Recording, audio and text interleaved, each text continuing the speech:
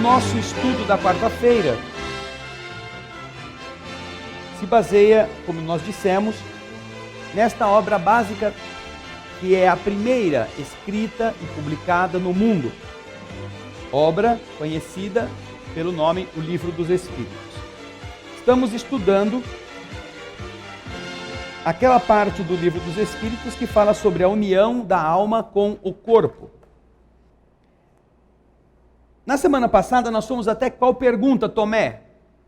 Pega o Tomé dormindo aí, Andrezinho. Vai lá. 356. Isso, 356. Nós fomos até a 355. Então, na questão 355, nós vimos que Kardec pergunta aos espíritos se, como indica a ciência, na época de Kardec, não é? Existem crianças que desde o seio da mãe não são viáveis. A ciência diz isto. É verdade? E aí vem uma segunda pergunta na mesma. Com que fim isso acontece? Se é verdade, por que isso acontece? Alguém aqui assistiu o depoimento de Flores de Marcela? Isso, 3 pessoas. Nós vimos Robernei também assistiu? 4. Nós vimos nesta abordagem algo interessante a respeito, porque já vimos em inúmeras reportagens científicas ou assuntos que tocam o tema, a ciência dizendo que um ser que não tem cérebro está destinado a morrer assim que nasce, porque não tem condições mínimas de estar entre os encarnados viáveis e duráveis. Mas nós temos visto, não só no caso de Marcela, as repercussões de inúmeras crianças que no útero materno foram diagnosticadas como sem cérebro, chamadas de anencéfalas, e os pais, ao invés de recorrerem ao aborto terapêutico, o aborto daquela criança que se sabe na ciência não terá vida durável e viável, ao invés de matar, mantém a perspectiva do nascimento. E quando nasce, tem-se observado, em alguns casos, aquilo que era para ser de extrema brevidade, tornar-se uma vida, como no caso de Marcela, de 1 ano e 8 meses, envolvendo todo o relacionamento familiar, envolvendo a enfermagem, os médicos, a perseverança da família, a união de todos ao redor de uma criança que, segundo a ciência, não teria como interagir, mas segundo os fatos, participava da vida e era entendida pelos familiares nas necessidades que demonstrava.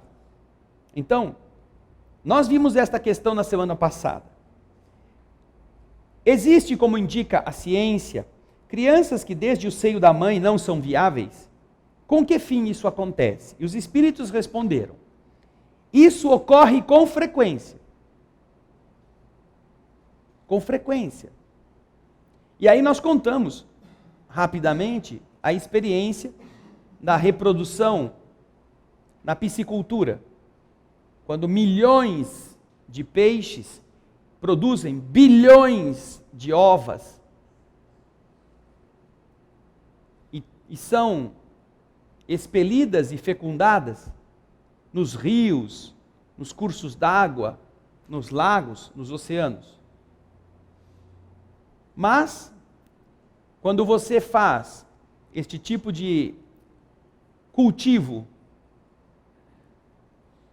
com o manejo adequado para compreender o processo, você observa que naquela quantidade de alevinos ou de larvas nascidas, todas parecem perfeitas, todas parecem vivas, porque estão nadando, mas observa-se, na medida em que o tempo progride, que muitas carregam problemas graves na conformação genética, na formação da boca, na estrutura da espinha, nascem tortas, a espinha não se forma adequadamente, nascem sem um ou os dois olhos.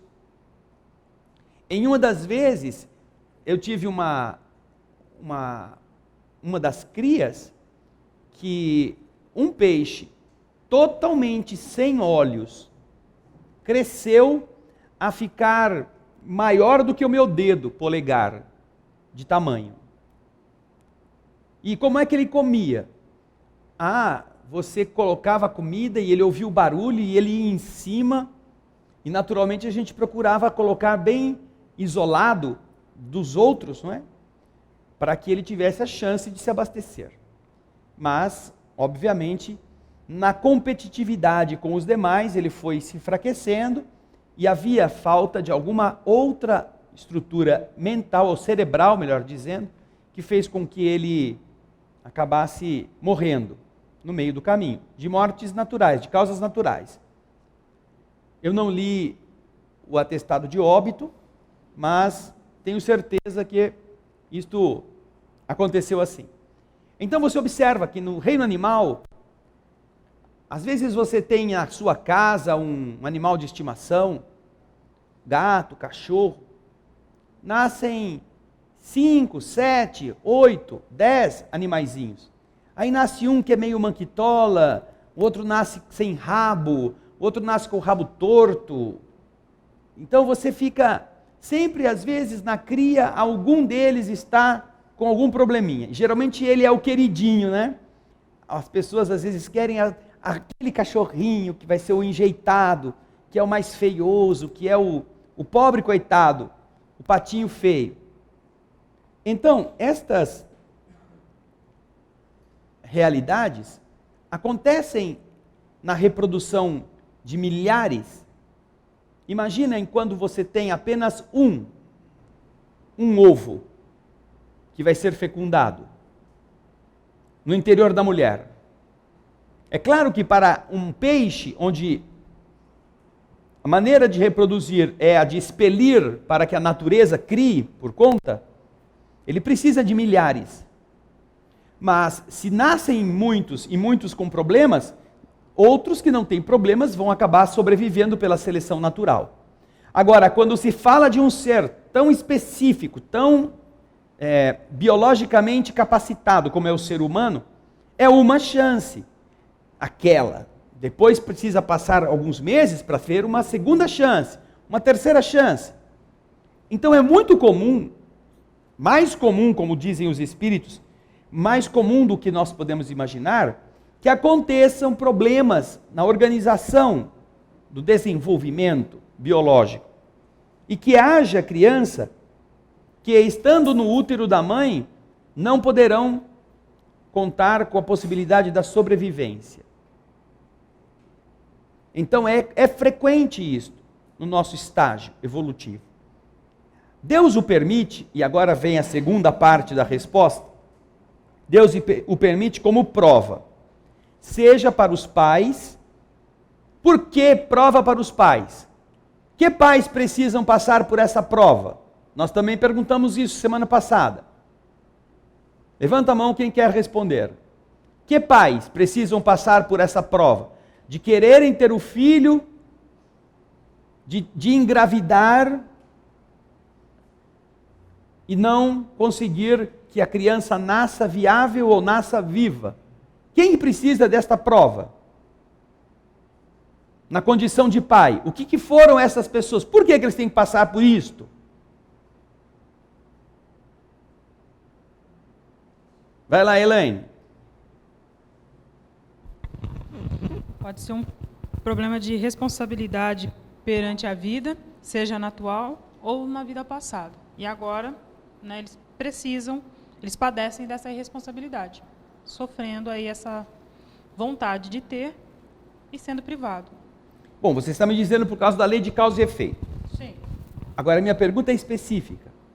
Em que condições alguém precisa ter esse efeito? Qual foi a causa? Geralmente.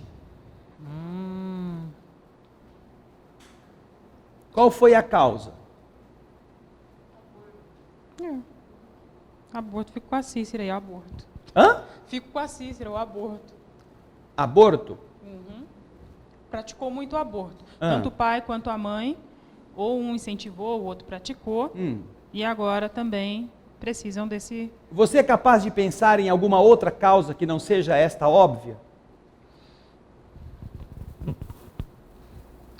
Eu tinha pensado na questão da própria responsabilidade mesmo diante da vida.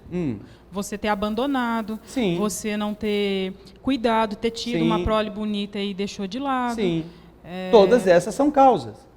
Quando você tem a possibilidade de ter e você descuida, você não trata, você abandona, você faz como se aquilo fosse um pedaço de pano velho. Muitas vezes você pode, inclusive, marginalizar essa prole, né? Você tem...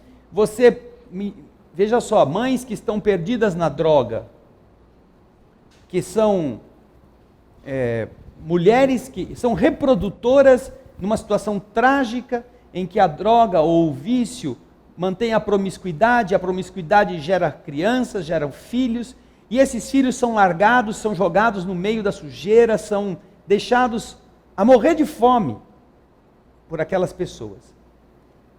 Esta também poderia ser uma das causas que faz com que, para o futuro, aquele espírito de pai e de mãe tenha dificuldades de conseguir passar pela experiência da maternidade ou da paternidade e receber de verdade um espírito. Porque eles precisarão sofrer essa decepção e esse desejo de querer tornar-se ainda mais profundo, para que, quando isso se der, eles não tenham a inclinação de brincar com a vida dos outros. Eles precisam, às vezes, frustrar-se terrivelmente, entrar em uma situação de desespero, de solidão, de abatimento até, para que a sua consciência reprograme aquela indiferença do passado para a melhora deles próprios, né? Então, não é só necessariamente o aborto que faz com que uma pessoa tenha problemas. O aborto também é causa. Alguém procurou aquela citação que eu pedi que vocês buscassem no livro Evolução em Dois Mundos?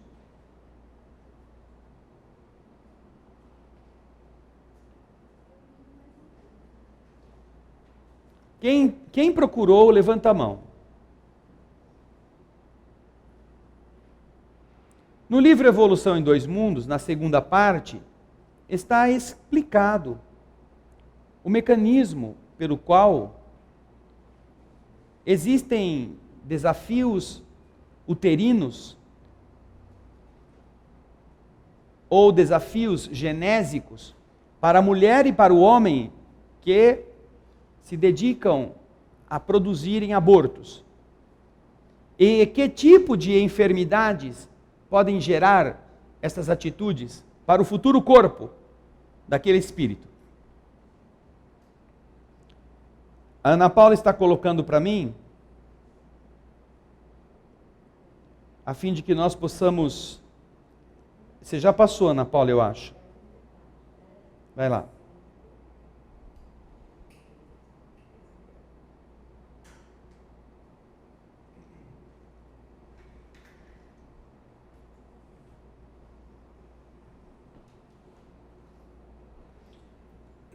Desce um pouco mais. Vai para cima um pouco, Ana Paula. Isso. Veja só. Vai para a página, no final da página anterior. Isso. Falando sobre o aborto delituoso, André Luiz explica no livro Evolução em Dois Mundos. É dessa forma, eu estou pegando um pedaço do capítulo, é o capítulo 34, é dessa forma que a mulher e o homem, acumpliciados nas ocorrências do aborto delituoso, mas principalmente a mulher, cujo grau de responsabilidade nas faltas dessa natureza é muito maior, à frente da vida que ela prometeu honrar com nobreza na maternidade sublime, desajustam as energias psicossomáticas. As energias psíquicas que mantêm o corpo funcionando. Com mais penetrante desequilíbrio do centro genésico, implantando nos tecidos da própria alma a sementeira de males que vão frutecer mais tarde num regime de produção a tempo certo. Semeou, isso vai acontecer. Isso ocorre não somente porque o remorso está entranhado no ser que promove o aborto, como uma víbora magnética, mas também porque assimilam inevitavelmente as vibrações de angústia e desespero, e por vezes de revolta e vingança dos espíritos que a lei lhes reservara para filhos do próprio sangue na obra da restauração do destino. Não é só porque eles ficam com remorso pelo que fizeram, que vão ter problemas futuros, mas porque também aqueles espíritos que teriam que renascer por eles e que foram rejeitados dessa forma, eles geralmente mantêm um padrão vibratório de ódio, de vingança, de revolta, que passa a impregnar também o indivíduo. No homem, e agora ele vai explicar os efeitos nos homens que participam, que induzem, que obrigam, ou que fazem, na condição de médicos, enfermeiros, etc. No homem, o resultado dessas ações aparece quase sempre na existência imediata, aquela na qual se envolveu em compromissos desse tipo, na forma de moléstias testiculares, desendocrinias diversas, distúrbios mentais, com evidente obsessão por parte de forças invisíveis emanadas de entidades retardatárias que ainda encontram dificuldade para desculpar-lhe a deserção. Nas mulheres, as derivações ou os efeitos surgem extremamente mais graves. O aborto provocado, sem necessidade terapêutica, revela-se matematicamente seguido por choques traumáticos no corpo espiritual. André Luiz fala que o aborto, sem necessidade terapêutica, ele revela-se matematicamente seguido destes efeitos. Não é uma coisa assim, talvez, pode ser. É consequência matemática da conduta. Seguido por choques traumáticos no perispírito.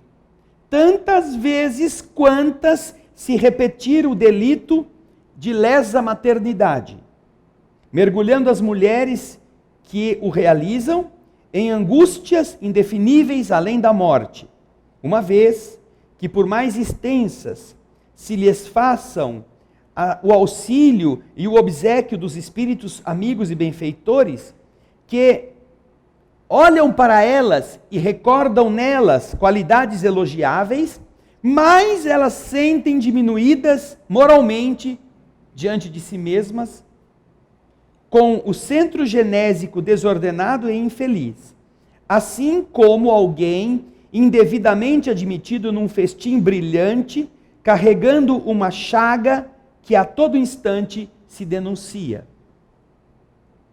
Dessa forma, ressurgem na vida física, renascem, reaparecem num corpo, externando gradativamente na tessitura celular, na carne de que esse corpo é feito, a disfunção que podemos nomear como a miopraxia do centro genésico atonizado. São nomes de enfermidades. Padecendo, logo que reconduzidas ao curso da maternidade terrestre, as toxemias da gestação. Dilapidado o equilíbrio do centro referido, as células citadas, mucíparas e intercalares, não dispõem da força precisa na mucosa tubária para a condução do óvulo na trajetória do útero,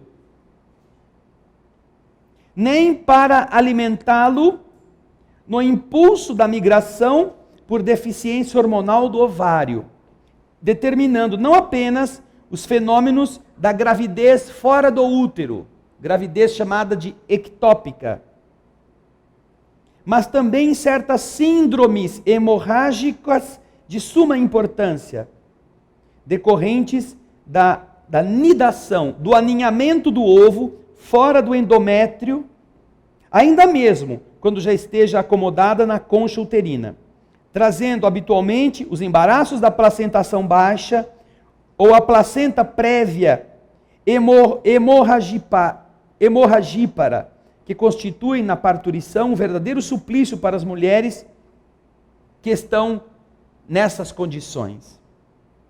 Enquadradas na arritmia do centro genésico, outras alterações orgânicas aparecem, flagelando a vida feminina, como sejam o descolamento da placenta eutópica, por hiperatividade histolística da vilosidade corial, a hipocinesia uterina, favorecendo a criação de germes do estreptococo ou do gonococo, depois das crises do endométrio puerperal, a salpingite tuberculosa, a degeneração cística do córeo, a salpingoforite, em que o edema e a produção, os exudatos que ela produz, provocam a aderência das pregas da mucosa tubária, preparando o campo propício às grandes inflamações naquela região, em que o ovário e a trompa experimentam a formação de tumores purulentos que os identificam no mesmo processo de desagregação. Os síndromes circulatórios da gravidez aparentemente normal, quando a mulher no pretérito viciou também o centro cardíaco, em consequência do aborto calculado e seguido por disritmia das forças psicológicas, que regulam o eixo elétrico do coração. Ressentindo-se, como resultado na nova encarnação e em pleno surto da gravidez, da miopraxia do aparelho cardiovascular, com aumento da carga plasmática na corrente sanguínea, por deficiência de hormônio, daí resultando graves problemas da cardiopatia consequente.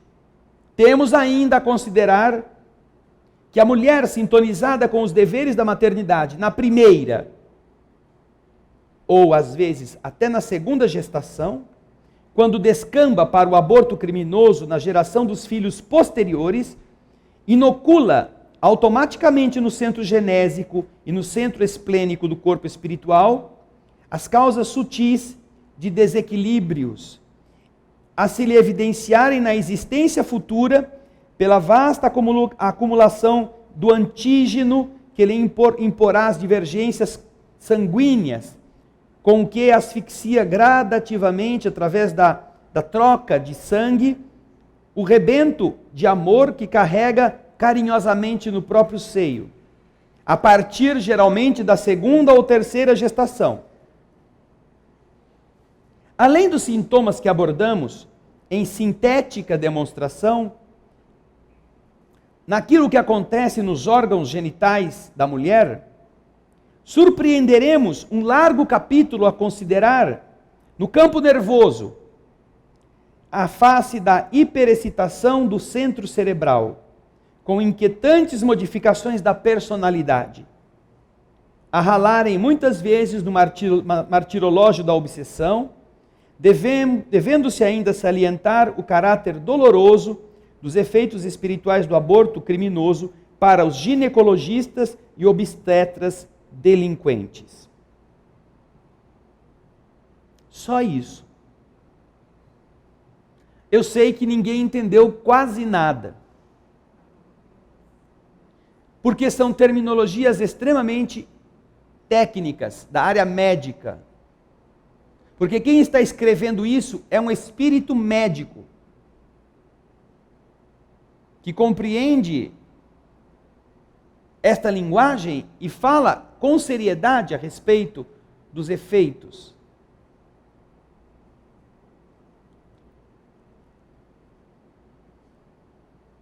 Não citou aqui, ou melhor, eu não li, mas também fazem referência às questões da frigidez, da impotência masculina, da frigidez feminina, dos problemas de relacionamento afetivo causados por estes desajustes. Observamos assim que para os pais só esta grande cota de consequências já se faz observar em decorrência do aborto criminoso. Agora, para o espírito que é destinado a reencarnar e que não consegue, nós também comentamos aqui na semana passada.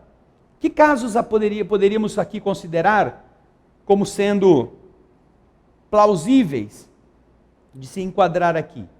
Que espírito, precisando renascer, não consegue que o corpo realmente esteja vivo até o final da gravidez? O que ele fez no passado? Por exemplo, levanta a mão aí quem quer comentar. Isso aqui é da lembrança da semana passada. Vai lá, Cícero. A semana passada foi comentado que muitas vezes são esses que estimulam, fazem passeata a favor do aborto. Passeata não. Não estimula a passeata.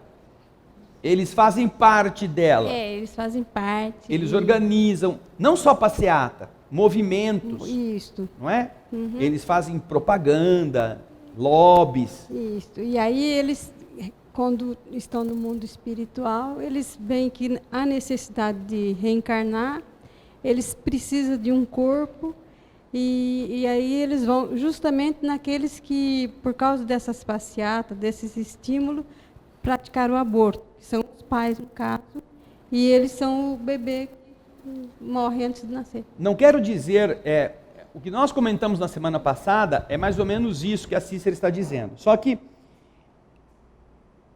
a maneira pela qual ela está dizendo não foi aquilo que nós dissemos. Nós dissemos que aquelas pessoas que propõem políticas abortivas como autoridades, como membros da coletividade, como fazedores de opinião, vão precisar nascer depois que morrerem. Eles que tiveram a sorte de não serem abortados, puderam defender o aborto e ensinar outras pessoas a abortar, como se fosse isso um direito. Só que quando eles vão precisar renascer, eles vão precisar de um útero. E será extremamente pedagógico que eles agora vejam que, precisando de um útero, eles foram os maiores estimuladores para que os úteros expulsassem os corpos. Eles pregaram, estimularam as pessoas. E agora vão ser vítimas daquilo que eles haviam estimulado os outros. Eu não quero dizer, como não dissemos isto, que eles vão ter que renascer daqueles pais que eles ensinaram a praticar o aborto. Não, eles estão defendendo uma bandeira. Pode até ser que os pais de agora, que seriam seus futuros pais, tenham ouvido alguma coisa que aquela pessoa propôs, mas pode ser que nunca ouviram, mas resolveram também praticar aborto por influências variadas, iguais àquelas que aquela pessoa defendia. Não importa. Mas nada melhor para que nós percebamos o nosso equívoco quando somos nós que precisamos daquilo que nós ensinamos os outros a não fazer. Nós precisamos da vida e não vamos consegui-la porque nós ensinamos as outras pessoas a matar a vida no início. É como pai e mãe egoísta. Pai e mãe egoísta que ensina o filho a ser mesquinho, que ensina o filho a não ajudar ninguém, que ensina o filho a só pensar em si próprio. Quando este pai ou esta mãe ficar velho, o filho vai jogá-lo no asilo, no mais barato que tiver, porque foi exatamente isto que ele aprendeu do pai e da mãe, a ser mesquinho. E aquele que ensinou isto vai ser responsável. E no fundo, vai estar recolhendo o fruto do que ensinou. Na própria carne. Não poderá reclamar das atitudes de que agora é vítima. Porque estas atitudes ele semeou, ele inoculou, ele colocou na cabeça dos seus filhos. Pouco importa que agora ele é o pai velho, ou é a mãe inútil. Importa que ele aprendeu daquela própria pessoa que a gente tem que se livrar dos problemas. Enquanto o pai tem dinheiro, ele não é tanto problema. Mas depois que ele fica velho, ele consome o dinheiro, aí ele é o problema. Então, vamos nos livrar desse problema. É a mesma coisa. E é isso que a Cícera aqui quis dizer. Agora nós vamos para a pergunta 356. Existem natimortos. Natimortos são aqueles que quando o corpo nasce, já morreram bem antes. Não é? Nasce o corpo, mas o espírito não está nele. O corpo está morto. Existem natimortos que não foram destinados à encarnação de um espírito, desde quando foi concebida a união do óvulo e do espermatozoide, não havia nenhum espírito ligado? Existe ou não? Andréia, espera o microfone. Sim, existe. Existe. Por incrível que pareça, existe. E aí as pessoas vão perguntar, mas se não tem um espírito lá, como é que a modelagem do corpo da criança pode acontecer? Se não há um espírito, porque geralmente as linhas do perispírito são aquelas que servem de molde para as células que estão sendo geradas se colocarem na estrutura biológica que está se formando. Como que então, se não há um espírito ligado ali, isto acontece? Forma-se um corpo, desenvolve-se, aí quando nasce não tem espírito nele. Hein? Giliardi, o que você acha, Giliardi? Você ficou abaixando a cabeça para ver se eu não te pegava. Mas não só eu te peguei, como o Gaspar também te pegou. Vai lá, Giliardi. Desculpa, pergunta de novo. Pergunta de novo. Repita a questão, por favor. A questão é, se não há um espírito vinculado àquela célula ovo, nós aprendemos que o que dá a sequência na formação ou a estrutura do futuro corpo são as linhas do perispírito da alma que está renascendo. E assim, as células vão produzindo novas células que vão se posicionando segundo aquela forma. Agora, não há a forma. Como é que aquelas células podem reproduzir um corpo se não há aquela forma pré-estabelecida? Bom, se não tem uma forma para formar um corpo, creio eu que deva ser, acho que pela própria biologia, pela natureza, ou, enfim, pela própria sequência de como a natureza estrutura os corpos, pelo DNA ou pelos genes, creio eu que é dessa forma, mas não tenho certeza. Denise, Você está toda sorridente aí, Denise. O que você acha? Espera aí. Eu não sei, eu não faço ideia. E você está sorridente porque você não sabe, é isso? Que é legal, interessante essa questão, não é? Porque muita gente pensa, não, nasceu morto porque, e quando ia sair da barriga da mãe aconteceu um acidente, teve um infarto e aí pifou. Ou o cordão umbilical enrolou no pescoço, ele morreu asfixiado. Isso são eventos que acontecem. Mas não é este o ponto que Kardec está perguntando. Ele está perguntando, existem corpos que estão sendo modelados para os quais nunca houve um espírito ligado? E os espíritos respondem que sim, existe.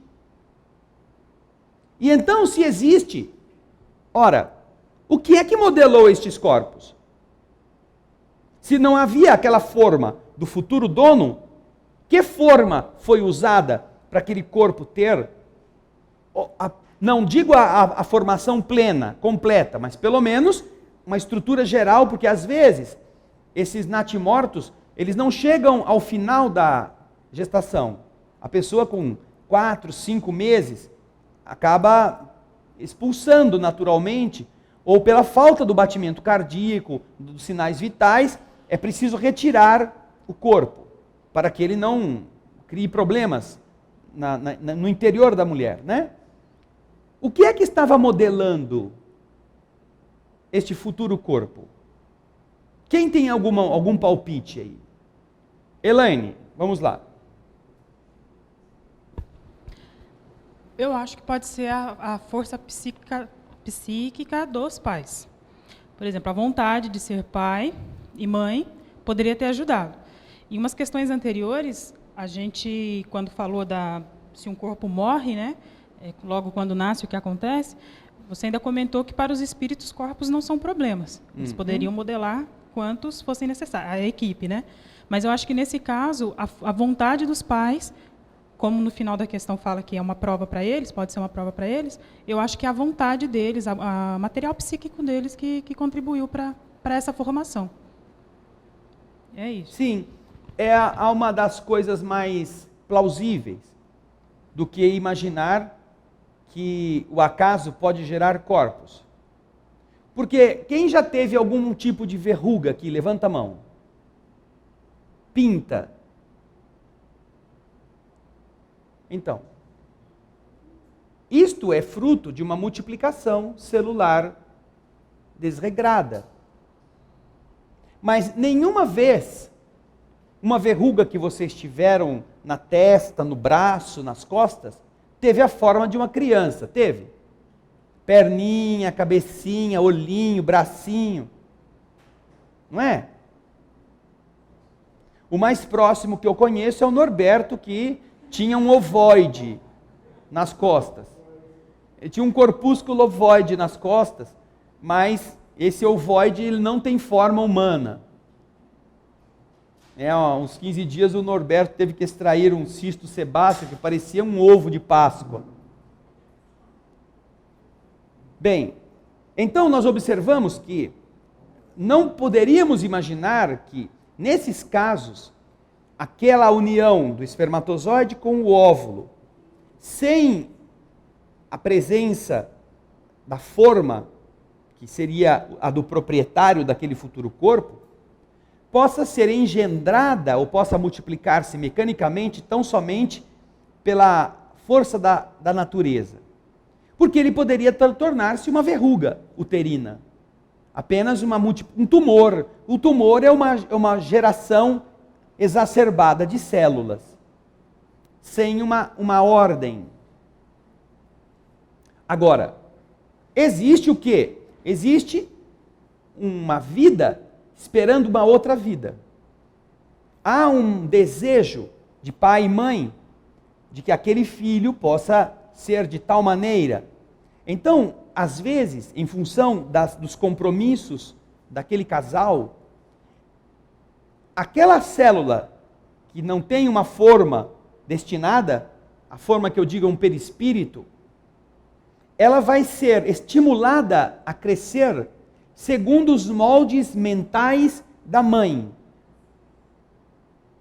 utilizando das forças biopsíquicas maternas, aquelas células começam a se reproduzir e a adotar a forma de um ser vivo, humano, mesmo que não tenha condições de se tornar viável e morra no meio do caminho, por falta, aí sim, daqueles que sustentem esta vida. Nós vemos nos animais uma questão interessante, chamada gravidez psicológica.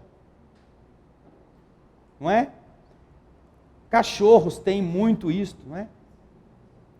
Elas ficam gordas, inchadas, desenvolvem as glândulas mamárias, mas os seres humanos também têm esse processo. Inclusive na questão da própria amamentação.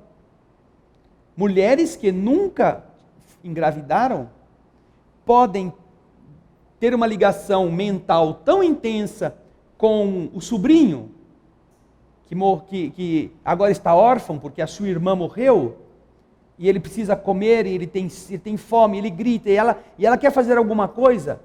Ela pode estimular com a vontade a produção hormonal que desenvolve em si mesma a condição de lactante. E ela começa a produzir leite. Não foi fruto de todo o mecanismo intrincado da gravidez, no balanço pendular dos hormônios, dos estimulantes, dos inibidores, nada disso, que é normal na gravidez.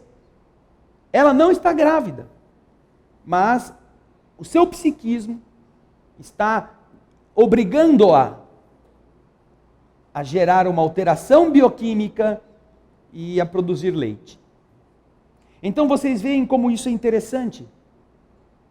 Quando você está imbuído de determinada vontade, e você não sendo grávida produz leite.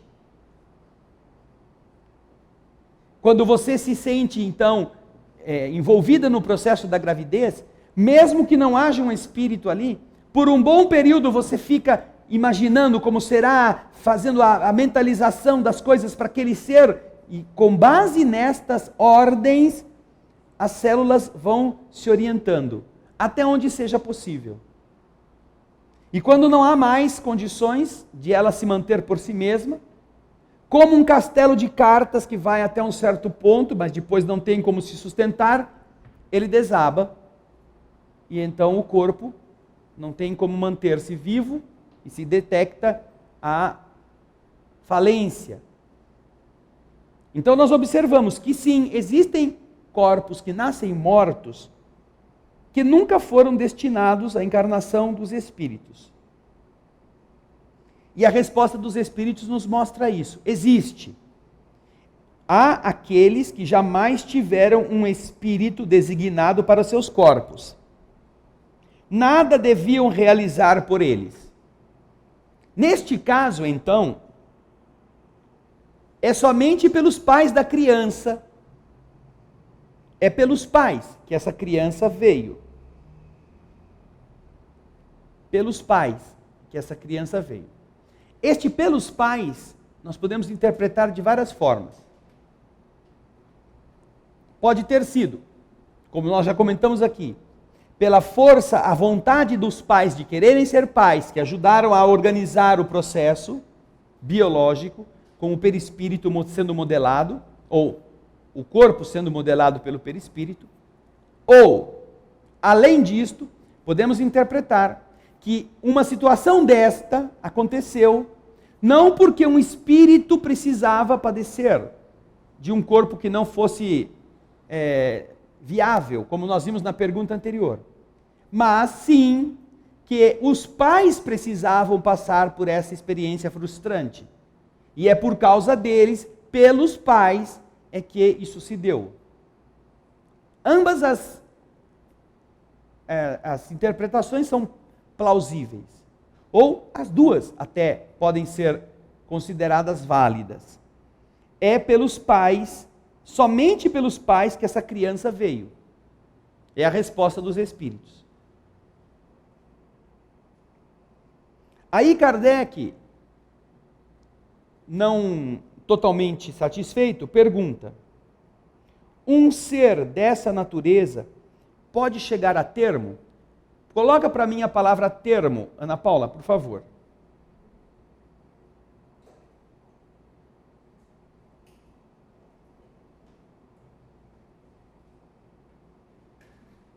Vamos lá, vamos ver. Termo. A primeira significação é limite em relação ao tempo e ao espaço. Fim. Termo como limite ou como fim. Ou seja, um ser dessa natureza, que não tem um corpo, é um corpo que não tem um espírito, pode chegar ao fim, pode chegar a completar-se. Kardec quer saber. Presumindo-se, obviamente, se ele pergunta isto, que a maior parte deles não chega a termo. Ele fica pelo meio do caminho, que é o que costuma acontecer. Eu já tive inúmeras informações, inúmeras notícias de mulheres que estavam grávidas e que algumas semanas depois vão ao médico para ouvir e o médico não escuta mais o coração do bebê, não tem nada batendo, e aí fala, ai, vou ter que fazer uma curetagem porque morreu, não tem nada lá dentro. Ou seja, não chegou a termo. Agora, Kardec quer mais informação.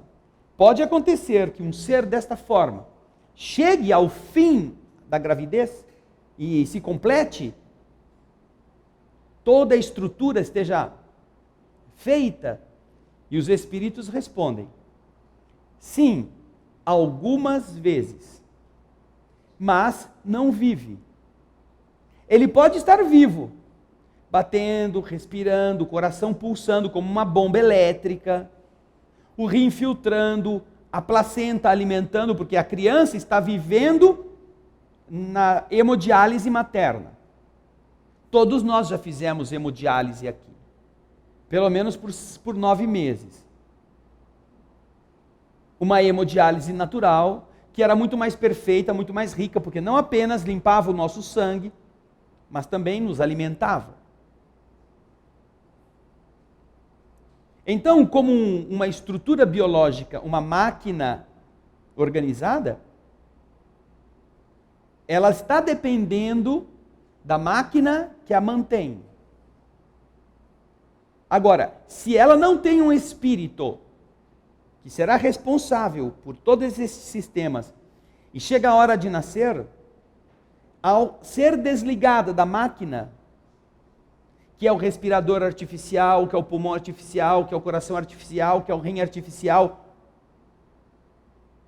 ao ser desligado da máquina, é como alguém lá tira da tomada, tiram todos os aparelhos da tomada. O que acontece com aquele corpo?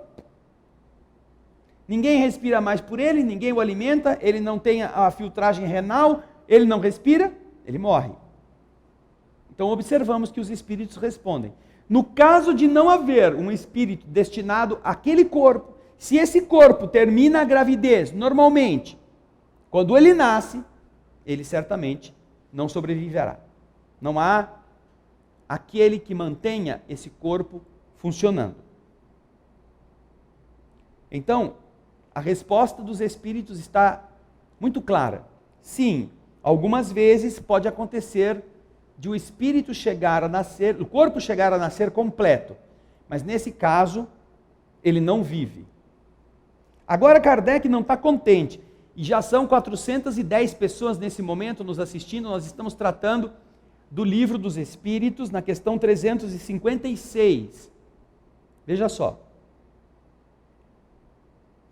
Kardec, diante da resposta que os espíritos deram, ele volta a perguntar, quer dizer então, que toda criança que sobrevive ao nascimento, necessariamente tem um espírito nela encarnado?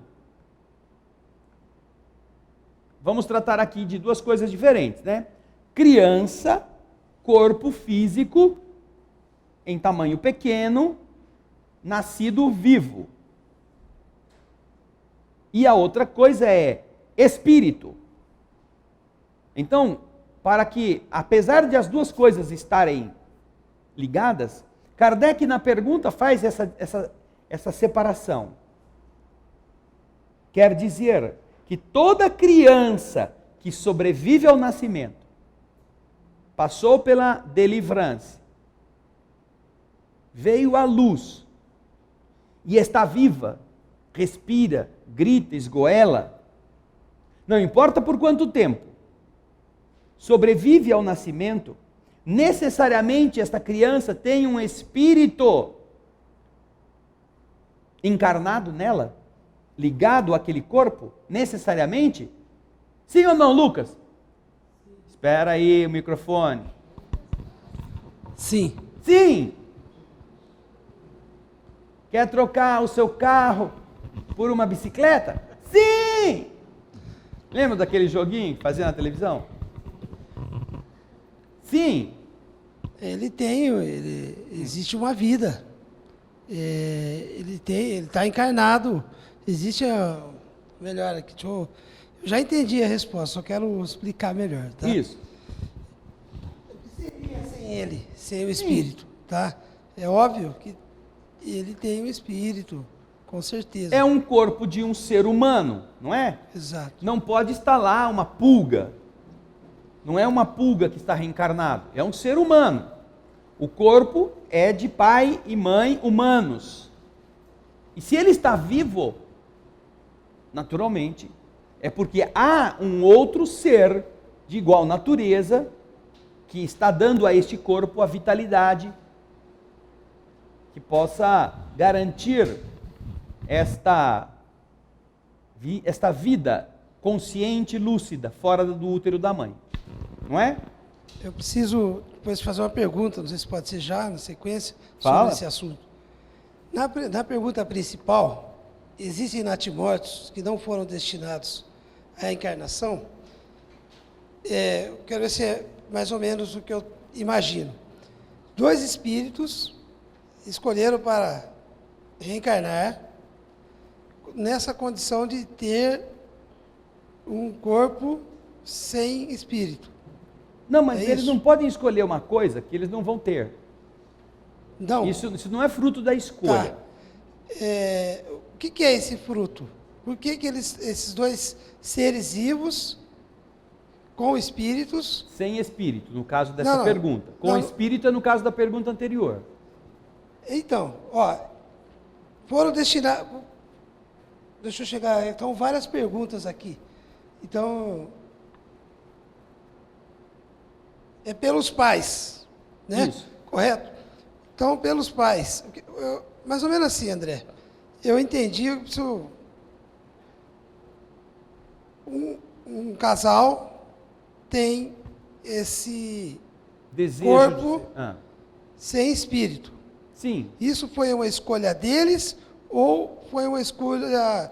Por que veio, se é para eles isso? Veio para eles passarem por isso. Sim. Eles escolheram, quando espíritos, passar por isso? Ou o que gerou essa necessidade? Isso é uma deles coisa terem? boa? Senhor? Isso é uma coisa boa? Boa, não entendi o sentido. Você acha que é uma coisa que todo pai e toda mãe vão pedir a Deus? Ai, Senhor, eu quero, nós vamos casar e a gente quer que nosso primeiro filho seja um corpo sem espírito. Então, talvez eu não entendi no passado. Você acha que isso é alguma coisa plausível, boa de se pedir? Existe do espírito, quando vai reencarnar, escolher o que ele vai ter que passar? Sim, nós já vimos nas perguntas Então, anteriores. Mas eu estou nessa dúvida. Ele poderia escolher passar por isso? Veja só, ele não pode escolher passar por uma coisa que ele não vai passar. Entenda isso. Se o corpo não tem espírito, ele não pode pedir para nascer num corpo que não tem espírito, porque o corpo não terá espírito. Agora, o que você está confundindo é o seguinte, na questão 355, que é anterior a essa, está ali escrito: existe, como indica a ciência, crianças que desde o seio da mãe não são viáveis. Ou seja, espíritos modelando corpos que estão presos a estes corpos, cujo desenvolvimento não permitirá que este corpo nasça vivo ou que ele venha, depois de nascer, a viver de maneira viável, uma encarnação inteira? Existem espíritos que podem pedir isto? Existem. Estes estão pedindo para renascer e precisam passar por uma situação traumática de querer renascer e perceber que não vai dar certo. E geralmente, para ser pedido isto, o espírito tem que estar muito consciente de que ele fez muita burrice, muita bobagem na outra vida. Porque geralmente o que costuma acontecer é que, para ele evoluir, às vezes ele tem que ser posto em situação assim, contra a própria vontade. Porque se for deixar ele pedir, certamente ele não vai querer passar por uma experiência dessa. Eu não conheço e tenho certeza que nenhum defensor do aborto na vida física, do lado de lá, vai pedir para Deus colocar ele num corpo que a mãe não queira. Para ele colocar num corpo que nasça sem cérebro. Geralmente eles estão pedindo para renascer porque eles querem voltar até para corrigir a burrada que fizeram. Mas, como eles não valorizaram a vida que tiveram, talvez precisem passar por algumas gestações frustradas até entenderem que a vida não é uma brincadeira. Nestes casos está valendo aquilo que você está colocando. Um espírito pode solicitar uma reencarnação e a reencarnação lhe ser autorizada, mas que não seja viável. Agora, na questão seguinte, é diferente.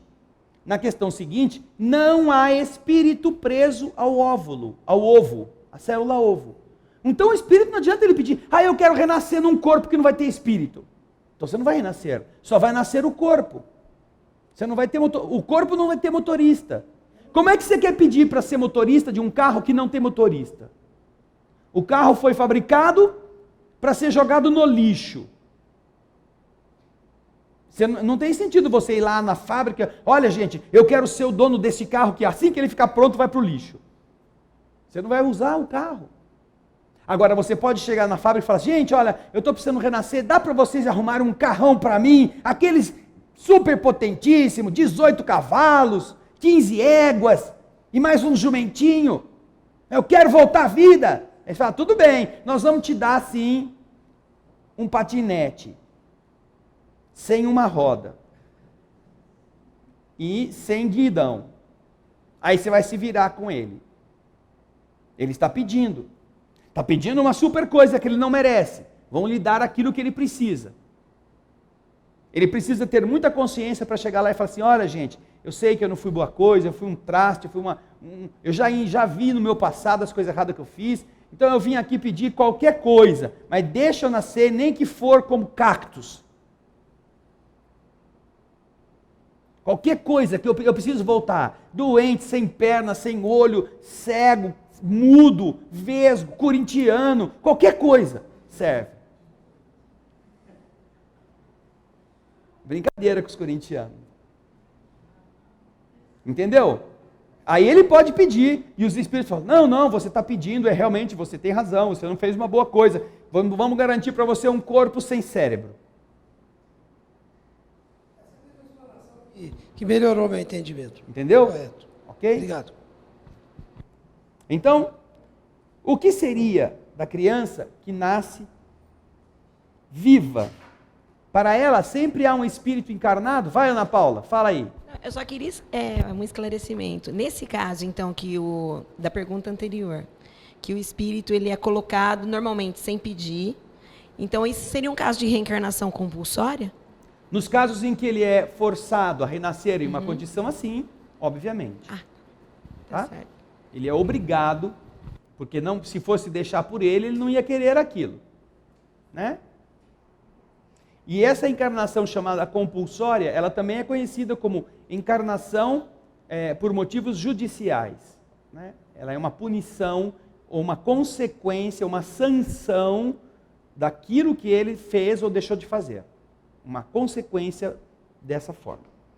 Bem, agora vamos na questão 357. Os espíritos vão responder a Kardec sobre a seguinte questão: quais são, para o espírito, as consequências do aborto? Para o espírito. Aí ele estava lá, o corpinho dele estava sendo modelado, de repente acontece um aborto. Quais são? Quem tem ideia, levanta a mão. Quais são? Em termos gerais.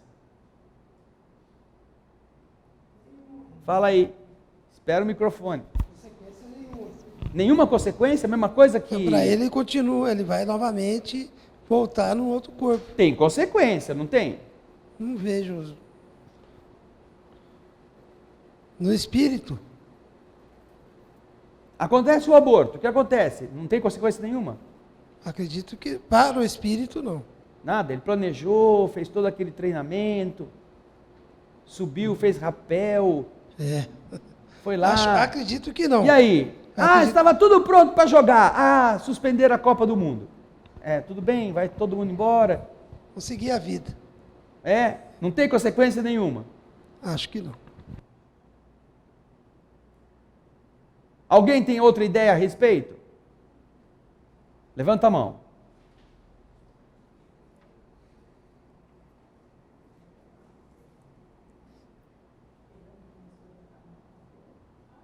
Vai, Elaine, levantou a mão aí ou coçou o cabelo?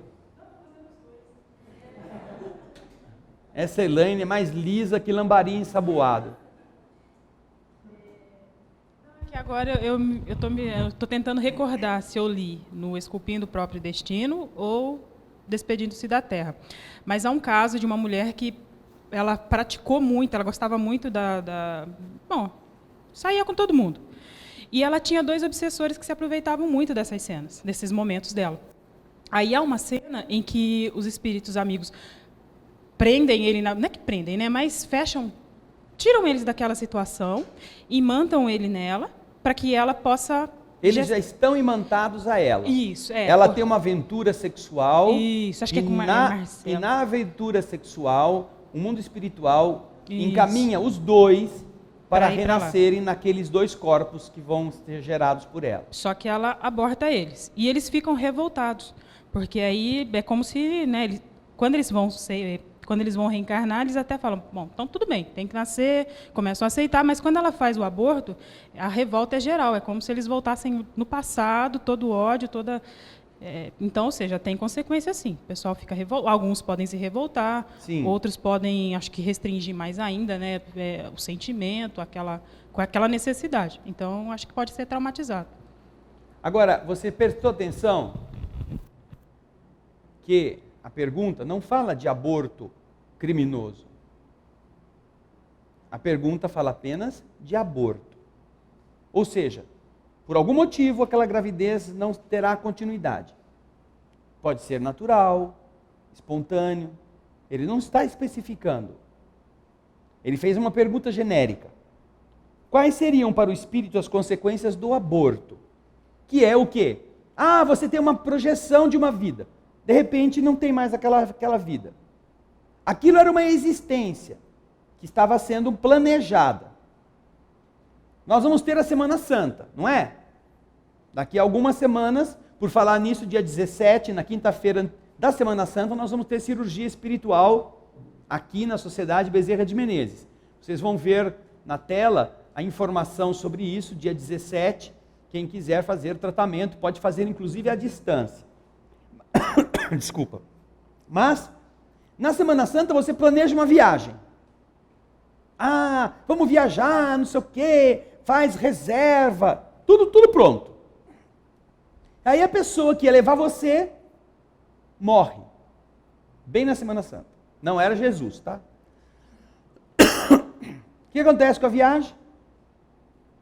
Está com as malas prontas, guarda-sol, boné, esteira, protetor solar, pé de pato, boinha, tudo pronto, esperando. E a pessoa que ia levar você resolve fazer a viagem para outro destino. O que acontece? Abortou a sua viagem. Aquilo foi um plano que você vai ter que fazer de novo. Vou viajar num outro dia, numa outra ocasião. procurar uma pessoa mais saudável para ir com ela. Então nós observamos que o abortamento, não necessariamente do corpo, mas de nossos planos, em si não produzem, ou não produz, uma consequência a não ser a de você ter planejado, ter feito o esforço para que aquilo acontecesse e de repente aquilo se demonstrou inútil. É uma o quê? Como dizem os espíritos na resposta da questão 357, é uma existência nula que tem que ser recomeçada. Então aquela preparação, e aí tem alguns efeitos, que eu estava comentando, brincando com o Lucas, ele fez toda aquela preparação, foi atrás de entender como que era, foram atrás de pai, de mãe, vamos fazer de conta que foi uma reencarnação deste nível, e aconteceu o problema. Não teve como manter aquele planejamento. Talvez, do ponto de vista estratégico, vamos dizer assim, precise-se fazer uma adaptação, precise-se voltar a recalcular todos os meandros que vão ser necessários para a recolocação daquele espírito em condições adequadas para o projeto que ele necessita. Nós vamos voltar a Kardec, e essa descrição está no livro Obras Póstumas. Portanto, são diálogos que Kardec teve com as entidades espirituais, respondidas por estas entidades e que foram divulgadas depois da sua morte. Kardec sabe que ele está na Terra para realizar uma missão. E ele então pergunta, depois de várias ponderações, e o que vai acontecer se eu não corresponder à expectativa dos espíritos? Os espíritos respondem: outro te substituirá. Você não é o único que está na Terra para fazer isto. Então vocês imaginam que num plano tão profundamente, meticulosamente organizado dos espíritos, para trazer o espírito missionário de Kardec ao mundo, prepará-lo para que ele pudesse, nos últimos 14 a 15 anos de sua vida, trazer à luz esta doutrina, se ele resolvesse, sei lá, pular de paraquedas, andar de balão, fazer alguma dessas aventuras e não mais estudar, não, eu já fiz isso 3 anos, agora eu também vou fazer outra coisa. O que acontece? Os espíritos dizem: outro te substituirá. Agora, imaginem, como que é este outro te substituirá? Então aí os espíritos vão virar para Jesus e falam: Jesus, lembra daquele homem lá, o tal Kardec? Então, deu errado. É mesmo? Meu Deus do céu, ele não vai fazer, não, ele resolveu ir pescar. Vai virar pescador agora, não quer mais. Nem inspirado por Simão Pedro, que eu falei que ia ser pescador de homens, ele não adianta, nós tentamos de tudo. A gente tem que arrumar um cara agora para voltar lá. Que procura aí um outro candidato, vê alguém capacitado, um espírito que também seja poliglota, que tenha a inteligência filosófica, que tenha a preparação da maturidade para enfrentar isso, porque nós pusemos todas as nossas fichas nesse homem e agora temos que achar outro.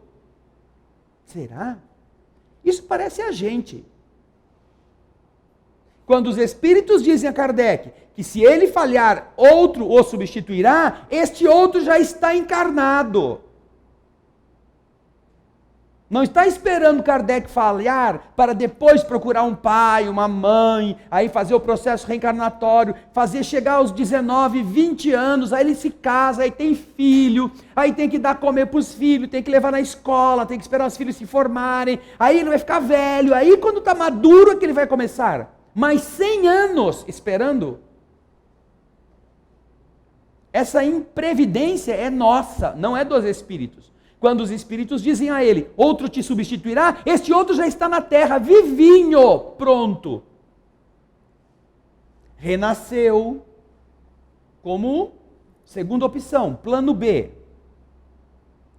Agora, Kardec cumpriu com primor tudo aquilo que havia programado. E esse outro perdeu a encarnação? Não, eu vim aqui, eu ia ficar esperando. Eu era o ator coadjuvante. Se o cara falhasse, eu entrava. Mas o cara nunca falhou. Então o que eu fiz na Terra? Perdi a encarnação. Não.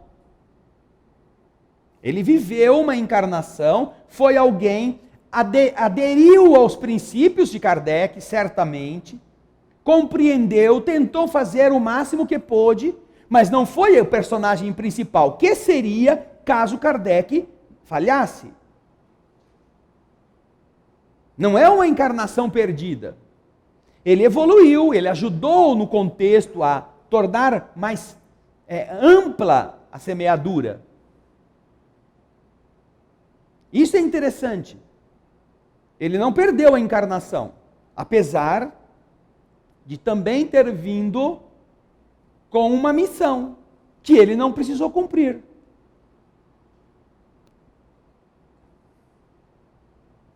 Então, é muito interessante entendermos que, no caso destes, mesmo num aborto voluntário, um aborto natural, aquela existência está perdida, mas ele vai ter que projetar a sua próxima. Ele vai ter opções. Isso não é um mal em si, é apenas um adiamento. Mas o mundo espiritual tem sempre uma forma de fazer a coisa funcionar. Diferente agora, vejam só, na pergunta 358. Agora ele já está falando do abortamento voluntário. O que é o abortamento voluntário? Você quer fazer o aborto. Né? Aí sim. Só que essa questão nós vamos deixar para a próxima semana. Porque, bem ou mal, apesar de nós termos ficado na 356, ela é composta de 3 perguntas. Então, na próxima, e nós fomos até a 357. Então, andamos 4 perguntas hoje. A Ana Paula me passou aqui, para os que querem mais informação a respeito, que nós temos vários programas sobre o aborto disponíveis no site Mensagem Fraternal. Se você quer palestra, nós temos as palestras número 74, falando sobre estupro, aborto e excomunhão. A palestra 84, falando sobre o espiritismo versus o aborto 1. E a palestra 85, o espiritismo e o aborto 2. Além destes 3 programas sobre o aborto, nós temos o Alimento para a Alma, programas de TV que fazemos de 30 minutos. Nele, você procure pelo Alimento para a Alma número 20, que é o aborto. O 62 foi reprise deste 20. O 82, a visão da doutrina espírita sobre o aborto. E o 104, estupro, aborto e excomunhão. Não é a palestra, tem o mesmo nome, mas não é a palestra. Tem coisas diferentes, apesar de estarmos falando do mesmo tema. Agora, programa de rádio que nós já fizemos, são 2 os programas de 2 horas cada um. O primeiro é o programa 77, programa Alegria de Viver, tudo isso no nosso site Mensagem Fraternal. Você vai ver aí o endereço eletrônico, o site Mensagem Fraternal, tem todos estes arquivos disponíveis para que você acesse e copie.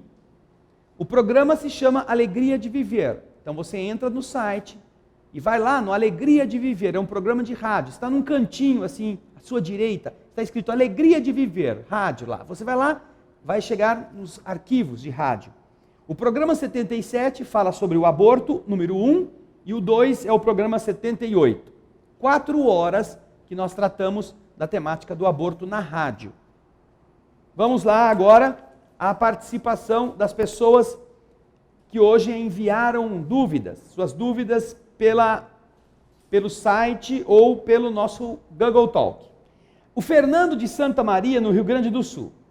Diz assim: a gestante que corre risco de vida e se recusa a interromper a gravidez, assumindo a responsabilidade de causar a sua própria morte, quanto a do feto, sabendo-se que a lei de causa e efeito é implacável, estaria incorrendo em uma ação meritória ou condenável, considerando o risco de ser uma suicida, ou aos dois, em parte meritória e em parte condenável? Bem, vamos dizer a primeira coisa aqui, Fernando, que essa qualificação de uma lei implacável sobre a lei de causa e efeito é talvez uma terminologia que dá uma impressão de quase cruel, não é? Perseguidor implacável é aquele que nunca desiste, que vai até o fim e se vinga. Procura aí o implacável, Ana Paula. Eu estou sendo implacável com você hoje, Ana Paula, não te dou sossego. Implacável. Aquele que não pode aplacar ou abrandar, que não perdoa, inexorável, insensível. Portanto, eu acredito, eu sei que não é isso que você quis dizer, mas como as palavras falam por si mesmas, que a palavra implacável não é a palavra mais adequada para se tratar da lei de causa e efeito. Porque a palavra implacável, ela tem essa conotação de vingança. A lei de causa e efeito não. É consequência. Tanto que, se você observar, vamos contar aqui apenas um caso, o caso de Judas. Estaremos, daqui a algumas semanas, vivenciando, isso sim, implacável, uma perseguição ignorante de seres humanos a respeito de uma personagem bíblica, que eles nem conheceram. Que 2000 anos depois, de maneira implacável, ainda vão fazer bonecos com o seu nome e sair destruindo-o pela rua. Isso é implacável. Mas, contando a história de Judas, nós encontramos referências muito claras a respeito. Certamente que existem ações que detonam reações imediatas. Judas se mata, pendurando-se numa árvore. Da ação suicida, ele vai ter consequências. Não do que fez com Jesus, mas do suicídio. Precisará renascer em experiências dolorosas. Mas, mesmo que depois ele tenha renascido para expiar o suicídio, ainda resta o que ele fez, segundo a história conta.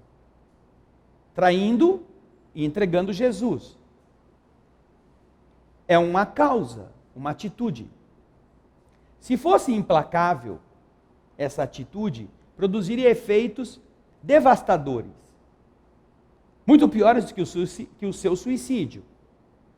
Mas o que nós observamos pela orientação dos Espíritos? Judas se recupera espiritualmente. É encaminhado por mãos generosas, incluindo aí a da própria Maria de Nazaré. É fortalecido em encarnações sucessivas. E chega, praticamente 15 séculos depois, ao momento em que ele vai resgatar o efeito das atitudes em relação a Jesus. Não porque Jesus tenha pedido isto. Não, o cara tem que me pagar. É lei de causa e efeito. Me traiu, agora está danado. Não. É que ele precisa limpar-se na sua consciência. Judas. E então prepara uma reencarnação onde isso possa acontecer. Nós conhecemos e nós homenageamos aquele mesmo que vai ser malhado pela ignorância humana, num sábado qualquer, daqui a algumas semanas, tem igrejas construídas em seu nome, no mundo todo. Porque é o mesmo Espírito que traiu Jesus, que veio ao mundo como Joana d'Arc, 15 séculos depois, onde ele foi traído, foi vendido,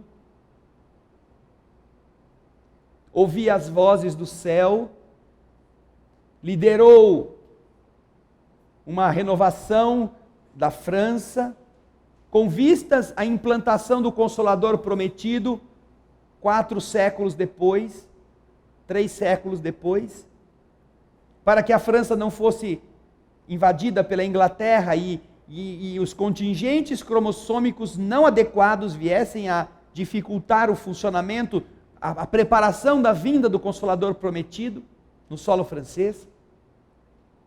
É missionária e é queimada.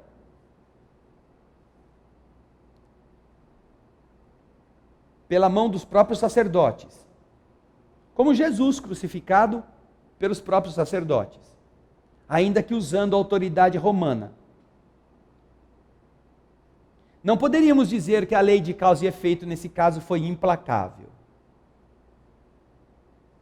Esperou 15 séculos.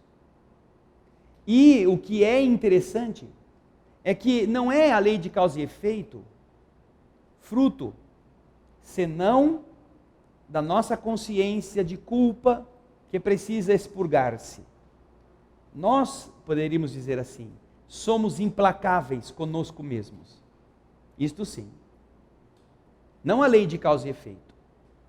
A nossa consciência culpada só vai se sentir limpa depois que enfrentar todos os problemas que gerou e corrigi-los. Agora, eu entendo o que você quer perguntar. Você está dizendo, uma mulher sabe que vai morrer. Se ela deixar a gravidez seguir o seu curso, ela tem o direito de tirar a vida do filho, inclusive com a autorização da lei do universo. Mas ela não quer. E ela sabe que ela pode morrer e pode matar a criança. Mas ela não está fazendo isso para a criança morrer. Obviamente. Se ela quisesse fazer isso para que a criança morresse, ela estaria já fazendo o aborto. Ela quer viver ao máximo. Ela quer expor a sua vida para dar a chance que o seu filho viva, mesmo que ela corra o risco de morrer. O perfil é bem diferente. Vamos tirar a questão da gravidez. Vamos pensar, Fernando. Você mora em uma cidade que foi marcada por uma tragédia. Vamos fazer de conta que um pai ou uma mãe soubessem que naquela noite seu filho estaria numa boate que ia pegar fogo. E ele fosse na boate e arrancasse o filho lá de dentro. Mesmo que isso o expusesse à morte. Foi resgatar. Nós tivemos inclusive casos de bombeiros que entraram para salvar vidas e que morreram lá dentro.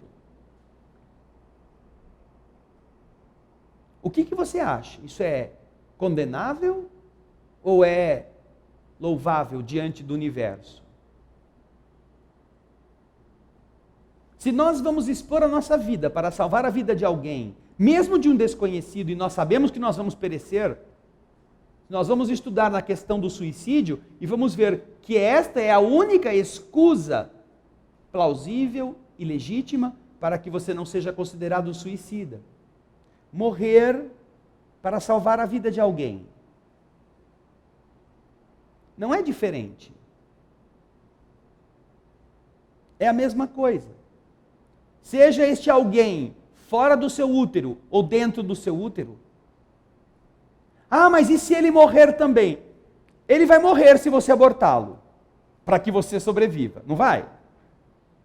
A única chance de ele não morrer é se você morrer. Se você deixá-lo viver ao máximo, correndo o risco de você morrer. Desde que isso é feito por amor, isso não é, como os Espíritos explicam, senão causa de honradez para aquele ser, de elevação, de amor sincero. Agora é diferente de uma pessoa falar assim: ah, minha vida está uma droga, minha vida é uma porcaria, já devia ter morrido faz tempo. Agora, quer saber? Eu ia me matar mesmo, antes de estar grávida. Mas agora que eu já vou morrer mesmo por causa da gravidez, quer saber, em vez de eu tirar a criança, vai que eu continuo vivendo, vou deixar essa criança aí, porque pelo menos eu vou morrer por causa da criança, quem sabe a criança ainda vive. Esse raciocínio é de alguém que quer se doar? Não, esse raciocínio é de alguém que quer se matar. E é isso que vai pesar nessa questão. Qual é a intenção daquela pessoa? Portanto, o universo sempre considera meritória a ação que se sacrifica por alguém, mesmo que esse sacrifício seja inútil. Mesmo que o filho morra com a morte da mãe, ele não possa sobreviver. Quando os espíritos excusam ou excluem a culpa, nos casos em que a mãe faz o aborto porque ela vai correr o risco de morrer, esta exclusão se dá pela natural inclinação instintiva que nós somos dotados de lutar pela vida. Todos nós, encarnados, temos o chamado instinto de sobrevivência. Como que você pode, por instinto de sobrevivência, ser culpado de ter abortado uma criança que ia te matar fisicamente? Portanto, funcionando de maneira animal no nosso modo de sentir, você não poderá ser culpado por querer continuar vivendo, se o instinto animal que você detém faz isso por você. Agora, se você já é um espírito elevado o suficiente para vencer o instinto animal, ou seja, eu sei que meu corpo vai morrer, mas eu quero dar essa chance a este ser que ele viva. Vai ser meu filho. Eu quero que ele tenha a chance de viver. E também tem outra. Os médicos dizem uma coisa, mas Deus que decide. Muitas mulheres falam isto.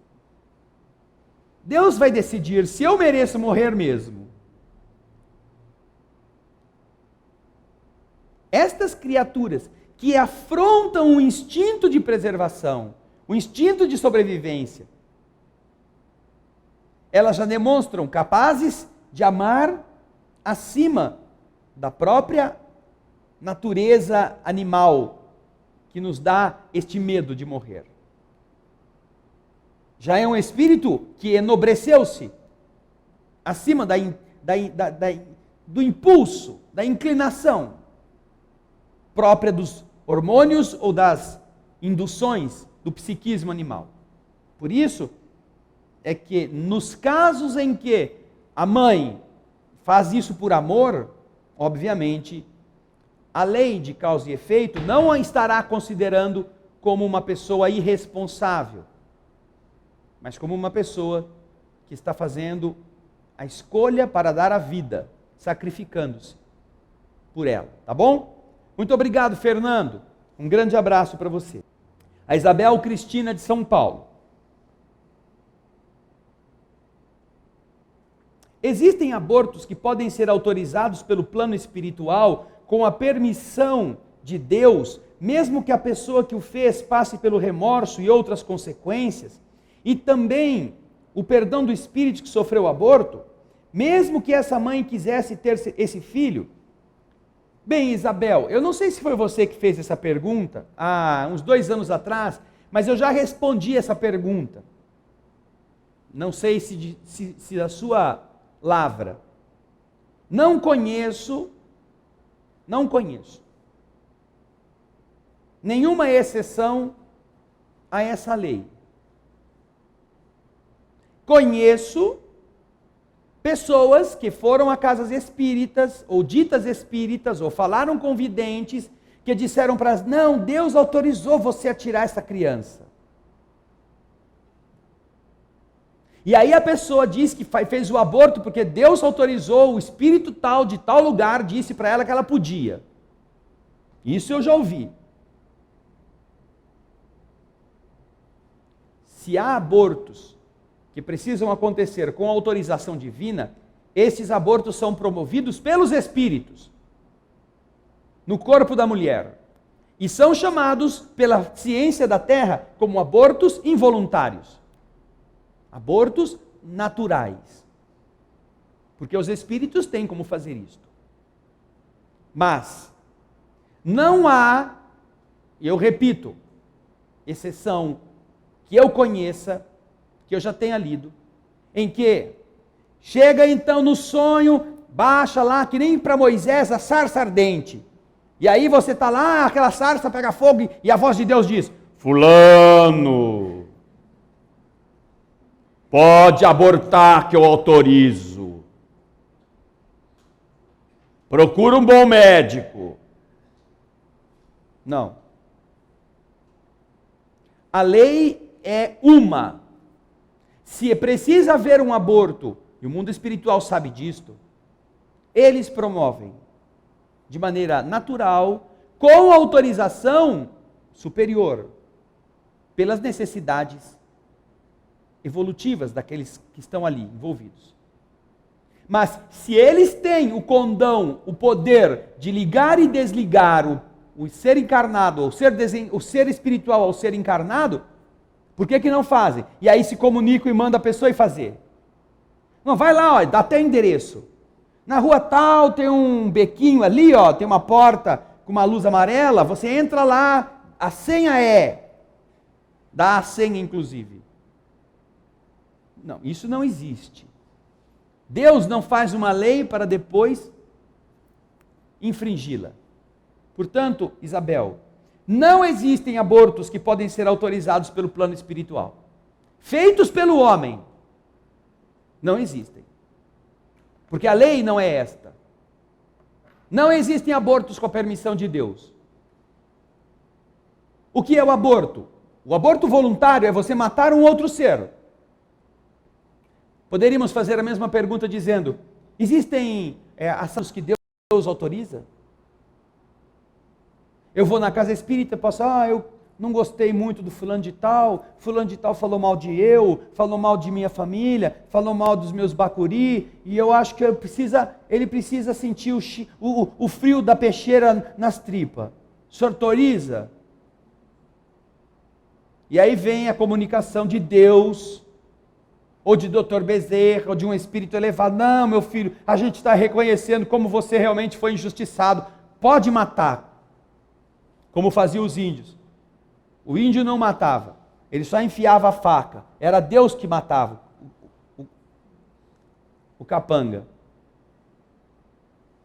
Deus é que tirava a vida, ele só enfiava a faca. É a mesma coisa. Você não vai encontrar em nenhum lugar da doutrina espírita, da doutrina cristã e qualquer doutrina religiosa séria, qualquer cânone que autorize você a fazer o mal, a fazer outro sofrer, com autorização de Deus. O cara mais conhecido a esse respeito se chama capeta.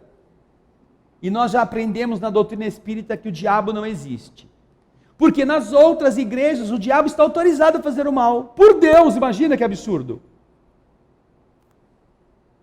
Deus cria todo mundo, disse, eu gosto tanto de você, meu filhinho, eu amo você, você é flor da minha alma, você é sangue do meu sangue, carne da minha carne. Aí fala para o capeta, vai lá à noite, na rua tal, passa um trançapé nele, faz ele cair no buraco. E o capeta vai, e faz, e Deus deixa. Aí você imagina logo, né, que os dois se reúnem depois da tragédia para tomar umas biritas juntos. Legal, gostei. É esse negócio muito promíscuo que existe no mundo entre os homens, em que ladrão e polícia, ou autoridade e bandido, eles fazem de conta que são um contra o outro, mas de noite, né, se encontram no churrasco. Isso não é assim. Viu, Isabel? Não existe isto. Isto é contrário à lei, é contrário à lógica, é contrário à essência. Não existe escusa para fazer um aborto e pôr a culpa em Deus. Deus não nos criou para isto. Não está em nenhum lugar escrito isto. Ao contrário, todos os ensinamentos são diferentes. E se essa pessoa acabou entrando por isso, por ingenuidade, para não dizer por conveniência, porque algumas pessoas estão procurando sempre alguém que diz, não, eu já falei com os espíritos disseram que pode, você não vai passar mal, não sei o quê, não tem importância, essa alma vai procurar uma outra, ela até já desculpou você. Não existe nada que faça a pessoa esquecer da coisa que fez. Talvez a única atenuante vai ser, se isso for verdade, a ingenuidade. A ingenuidade. Mas esta ingenuidade encontra uma barreira, que é a natureza biológica. Uma mulher sabe que é a única matriz possível para trazer a vida. E quando uma mulher, por qualquer motivo, infringe isto, ela sabe. E ela vai passar décadas e ela não vai esquecer. Ela sabe, nós sabemos. Tá bom? Muito obrigado, Isabel Cristina. Um grande abraço para você, ok? Bem, com esta resposta, nós encerramos as perguntas que vieram pela internet. Agora vamos fechar os olhos para fazermos a prece. Obrigado, Jesus, pela oportunidade renovada de aqui comparecermos com o esforço do aprendizado, iluminado pela ação generosa dos Espíritos. Permita que esses ensinamentos nos inspirem mudança de atitudes, renovação de projetos e melhoria daquilo que em nós realmente precisa ser reformado. Obrigado pelos espíritos amigos, por estas almas generosas que aqui nos ampararam, que seguirão alguns deles conosco ao nosso destino e que aqui, enquanto estávamos, visitaram nossos lares, ampararam nossos entes queridos, ajudaram as entidades aflitas que porventura estavam lá ou nos acompanhavam. Que nós possamos guardar esta boa sensação, de tal forma que o repouso do corpo seja também tratamento para o espírito através das experiências positivas da alma, junto de mentores, de instrutores, de amigos invisíveis. E que amanhã, quando abrirmos os olhos, se Deus o permitir que o façamos,